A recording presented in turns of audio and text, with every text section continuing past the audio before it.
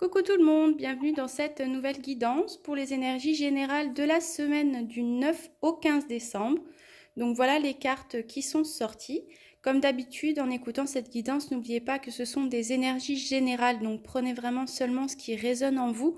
Simplement, si ça ne résonne pas en vous, c'est que le message ne vous était pas destiné pour cette semaine, ou regardez d'autres guidances, parce que peut-être que ce n'était simplement pas à moi de vous délivrer le message.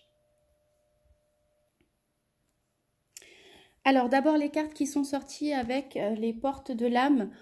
On a eu la joie, on vous demande de vous connecter aux énergies de la joie puisque la joie vous connecte à votre âme et vous ouvre le chemin de l'émerveillement. Donc revenir dans des énergies de joie.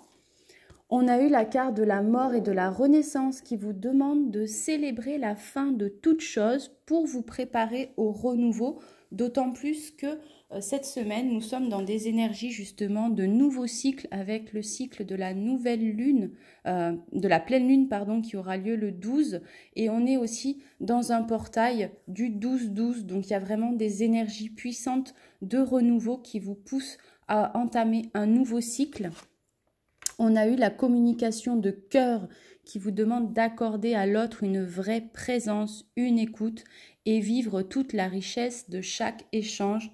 Donc, dans chaque échange, soyez dans une communication de cœur à cœur et de reconnaître le divin qui est en vous. On vous dit que le rayonnement de votre lumière intérieure révèle vos trésors et éclaire votre vrai visage. Avec maintenant l'oracle de Gaïa, on a eu la carte du sublime qui vous demande d'utiliser l'image du forgeron qui transforme le métal en acier pour vous inspirer. Examinez vos souffrances, vos sentiments d'échec et sublimez en vous justement ces souffrances et ces sentiments d'échec en force et en pouvoir lumineux en faisant de chaque échec dans votre vie une force pour entamer un nouveau cycle. De reconnaître vos blessures puisque lorsque vous êtes ouvert et ouverte et lucide à vos blessures en les reconnaissant, vous allez ne plus vous laisser diriger par vos blessures et vos peurs, ne plus vous laisser manipuler par votre mental et votre ego pour diriger votre vie, mais justement alimenter cette force intérieure qui se trouve en vous.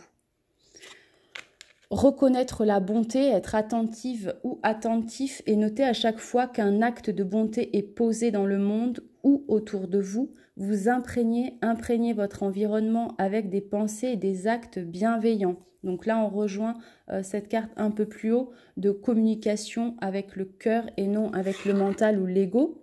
Et on vous demande de prendre soin de votre corps, puisque votre corps soutient votre incarnation, il est le véhicule de votre âme, il habite votre âme, donc prenez soin de votre corps, puisque sans lui, rien n'est possible et votre lumière intérieure ne peut pas briller. Donc prenez soin de votre corps, qui fait vraiment, votre corps physique fait partie aussi de votre mission de vie, c'est le corps que vous avez choisi pour vous incarner dans cette vie-ci, donc prenez-en soin pour mener à bien votre mission de vie. Avec maintenant l'oracle des accords Toltec, on vous dit « J'arrête de croire que tout ce que je dis, ce que je me dis est nécessairement vrai. Ce que je suppose sur moi peut être tout aussi faux que ce que je suppose chez les autres. Une pensée n'est qu'une pensée, elle est relative.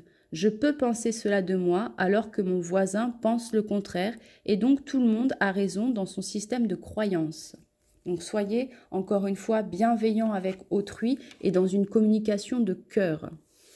Conscientisez que je fais de mon mieux quand mon corps est joyeux et que si je pousse mon corps et que j'en fais trop, je vais être épuisée.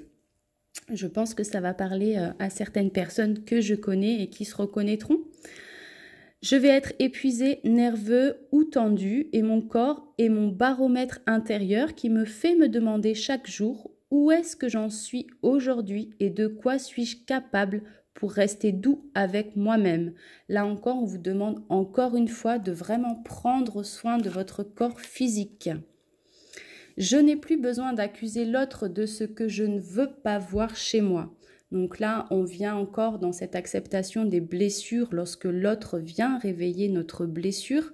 L'autre est simplement un miroir qui vient m'enseigner et me mettre sous les yeux ce que je ne vois pas pour m'en libérer. Ainsi, quand je me mets en colère contre l'égoïsme de l'autre, j'entre en réalité en contact avec le mien, à vouloir à tout prix que l'autre s'occupe de moi. Et enfin, je m'autorise à être moi sans tricher.